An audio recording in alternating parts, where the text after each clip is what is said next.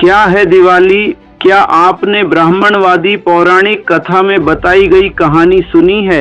एक बार एक राक्षस ने दुनिया को चटाई की तरह लपेट लिया और समुद्र के अंदर छिप गया। देवताओं की प्रार्थना पर महाविष्णु ने वराह का रूप धारण किया, समुद्र में प्रवेश किया, उसे मार डाला, दुनिया को वापस लिया और फैला दिया।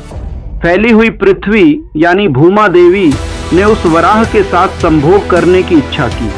इच्छा को स्वीकार करते हुए विष्णु ने अपने वराह रूप में पृथ्वी के साथ संभोग किया। परिणाम स्वरूप पृथ्वी गर्भवती हुई और एक बच्चे को जन्म दिया जिसका नाम नरकासुर था। उस बच्चे ने देवताओं को पीड़ा दी। देवताओं के लिए विष्णु ने नरकासुर के साथ युद्ध शुरू किया। विष्णु उसे मार नहीं सका। विष्णु की पत्नी ने नरकासुर के खिलाफ युद्ध छेड़ा और उसे मार डाला। इससे देवता खुश हो गए। यह खुशी यानी नरकासुर की मौत का जश्न, जो द्रविड़ लोग हैं, जो नरकासुर के ही जाति के हैं, उन्हें ही इस मौत के जश्न को मनाने के लिए बोला जाता है। यह है दिवाली त्योहार का दर्शन। ये 10 बातें हैं जो तमिलों को दिवाली मनाने पर मजबूर करती हैं। लेकिन और क्या? क्या कोई जानता है? क्या किसी ने कहा है? आइए जांच करें। ऐसा लगता है कि इस कहानी को लिखने वाले आर्यों के पास पृथ्वी के बारे में बुनियादी ज्ञान भी नहीं था। क्या पृथ्वी सपाट है या गोल? भले ही सपाट हो, क्या एक व्यक्ति इसे चटाई की तरह लपेट सकता है? वे कहां से खड़े होकर इसे लपेटेंगे?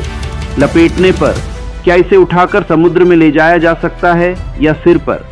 कहां से उठाया जाएगा? समुद्र में छिपने पर उस समय समुद्र किस पर टिका होगा? विष्णु। मल खाने वाले वराह का रूप धारण करने की क्या जरूरत थी? राक्षस को मारकर पृथ्वी को फैलाने के बाद पृथ्वी को वराह से प्रेम क्यों हो जाएगा? क्या पृथ्वी मानव रूप में है या पशु रूप में? मानव रूप और पशु रूप के बीच संभोग से मानव बच्चा पैदा होगा। फिर लड़ाई क्यों? मारना क्यों? इसके बारे में खुश क्यों होना चाहिए? क्या दिवाली मनाने वाले तमिल कवियों और विद्वानों को इन बातों पर कम से कम थोड़ा सोचना नहीं चाहिए? नरकासुर का शहर महिष्मती है। ये नर्मदा नदी के किनारे है। एक और शहर प्रागज्योतिष है।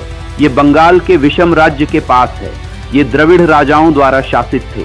बंगाल में देवता और राक्षस कौन हो सकते थे? इनमें से किसी के बारे में सोचे बिना सिर्फ इसलिए कि एक ब्राह्मण ने इसे लिखा और कहा है। आधी रात में उठकर स्नान करना, नए कपड़े पहनना, पटाखे फोड़ना, और जब वे ब्राह्मण आकर पूछते हैं कि क्या गंगा स्नान किया है, तो हाँ कहना, झुकना, पैसे देना, और वे पैसे लेकर कमर में बांधकर चले जाना। इसे क्या कहें? सोचो, सोचो। ब्राह्मण भले ही शिक्षक की गरिमा और बुद्धि से रहित हों, कम से कम तुम्हें सोचना चाहिए। मैं यह सब क्यों कह रहा हूँ? क्योंकि जिस समय यह कहानी लिखी गई थी, ब्राह्मण यानी आर्य ऐसे बर्बर रहे होंगे। उस युग में हम क्यों धोखा खा गए? क्यों हम नीच अवस्था में गिर गए? हर तमिल को इस पर गहराई से सोचना चाहिए। धन्यवाद।